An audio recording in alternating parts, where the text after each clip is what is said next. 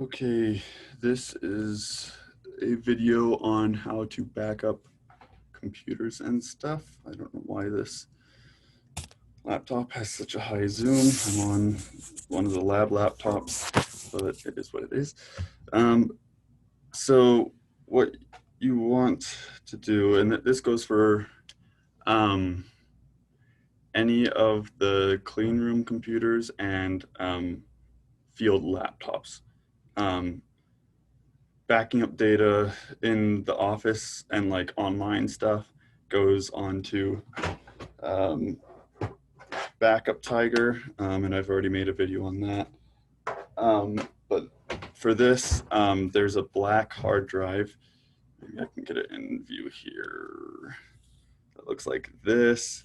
Um, and that is what we back up the clean room computers and field laptops onto. So you'll want to plug it in. Sometimes the ports are really finicky, and like only one port on a computer will recognize it because of its like encryption and stuff. Um, if you're on a laptop, you want to try and make sure that it is, look at the label next to the port, make sure it's the SS and then the USB symbol and then the lightning bolt, and that means it's like a powered um, a powered USB port. And sometimes hard drives like this need like power, and so um, try and do those. Those are the ones that I've had the most success with. I'm going to share my screen now. So when it finally recognizes it, it's this My Passport E drive right here. Sometimes it can take up to like 5. I've had one take like 10 minutes to recognize before, so you just have to be patient.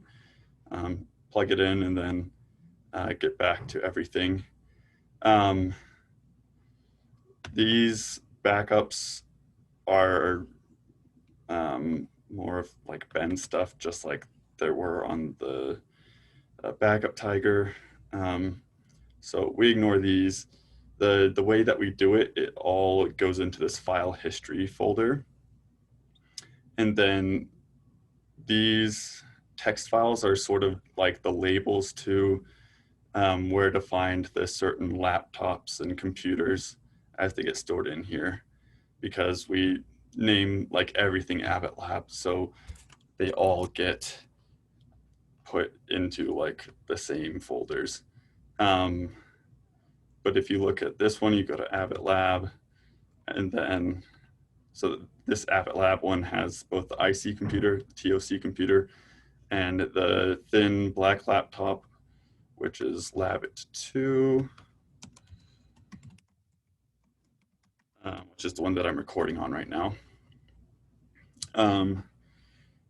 So if you're trying to find a certain computer to double check, you don't need to really interact with this when you're backing things up. I'm just giving you an example of what things look like in the file history when you need to find something.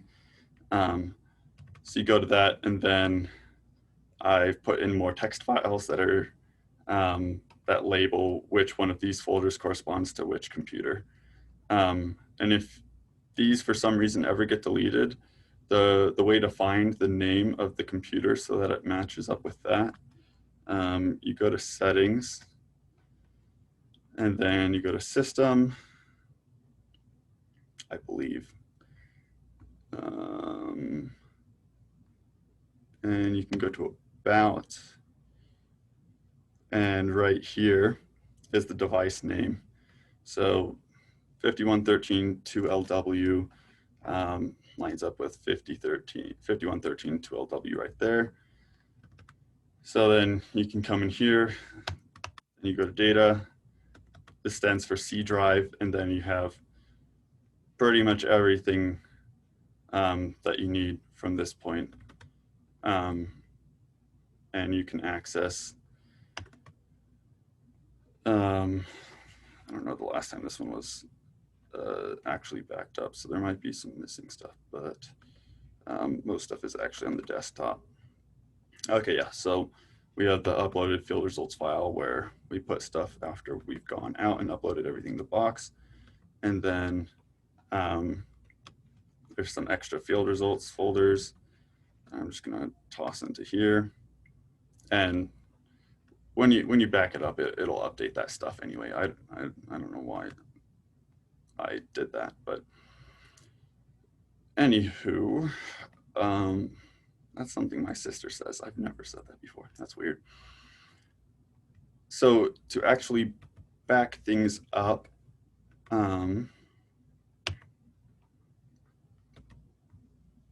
sorry, I've got a bunch of stuff open. Okay, to actually back things up, open the start menu and then type backup. And that'll bring up the backup settings, and you open that. You can also get here by going to settings and then which one? Update and security, and then backup. And once you're on this page, you click more options. And sometimes it takes a second to load.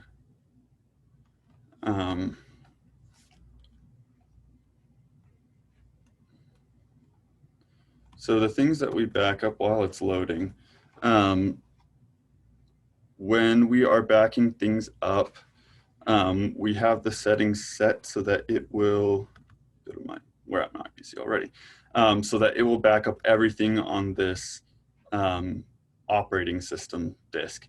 And that's just basically everything, every static file on the computer. Excuse me. It won't do small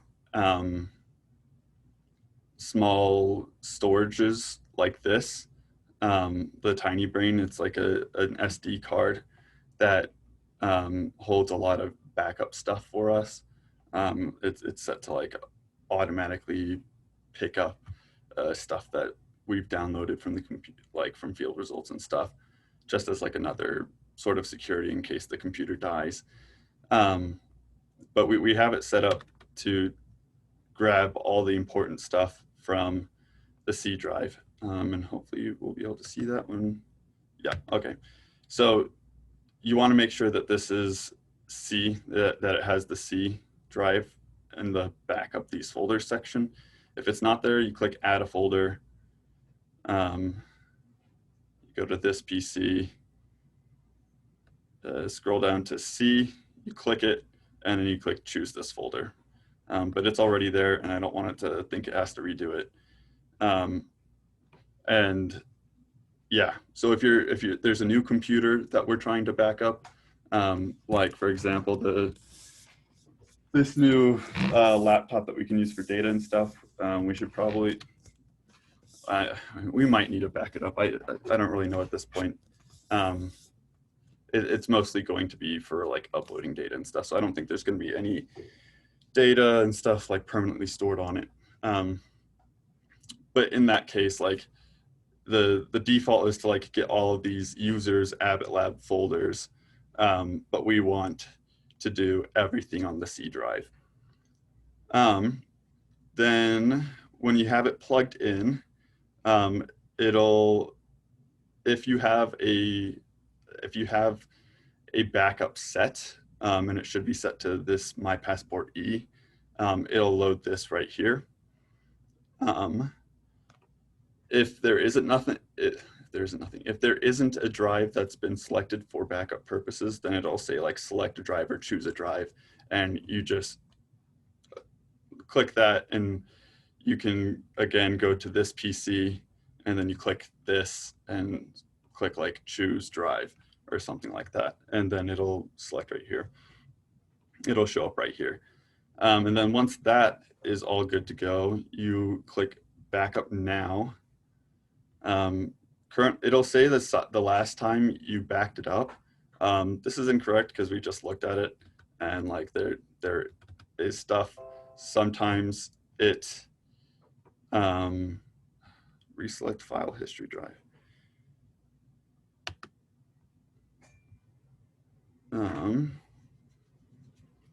This usually doesn't happen. It just wants me to reset this, and then it's a little confused about where it wants to back up right now. So I'm going to select, it's a good thing that we looked at this, or else I would have had to go back and check. This is where we want to send the file history, because this corresponds to this computer's name. So we'll click OK there.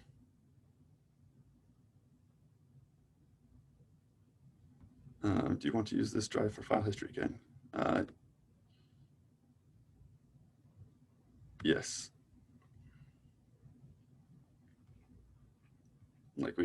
So that's just saying like we want to, oh no.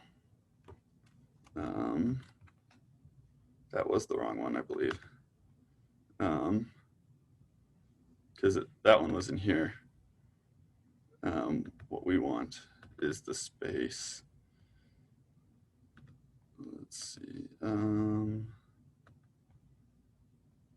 Select drive, my passport.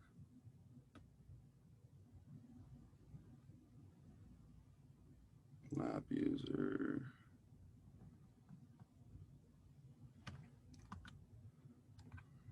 Let's go back here, lab. Okay, so it's seeing this one as well.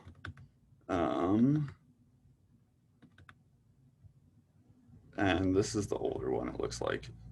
This is from 2021. The other one was from 2021. Lab equals gray thick laptop. Oh yeah. For some reason, the Labit 1 and Labit 2 computers have the same like device name. I think I changed it on the black one so that it shouldn't happen again. We just haven't backed it up since I changed that. So we do want to do that one. So I'm going to reset it back to what it was. Click OK. Yes.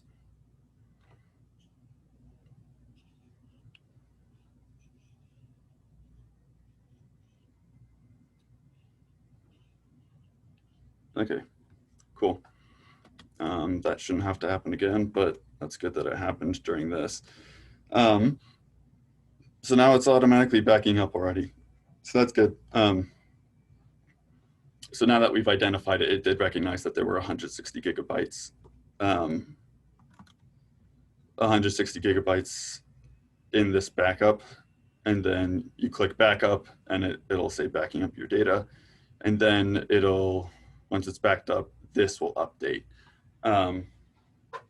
And I usually, whenever I back something up in the clean room on those computers, I'll write like the dates, initials, and then backup, and then I'll do like 160 gigabytes arrow, and then whatever it is after the backup. And I'll do that in the logs for the individual computer. For the field laptops, there is this sort of field laptop backup sheet, backup record.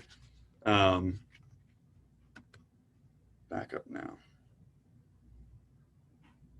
Okay. So we have this, and that is what I write down all of the information for, like this backup to this backup on this. And there's some notes about like which laptop is what, but we've updated that a little bit.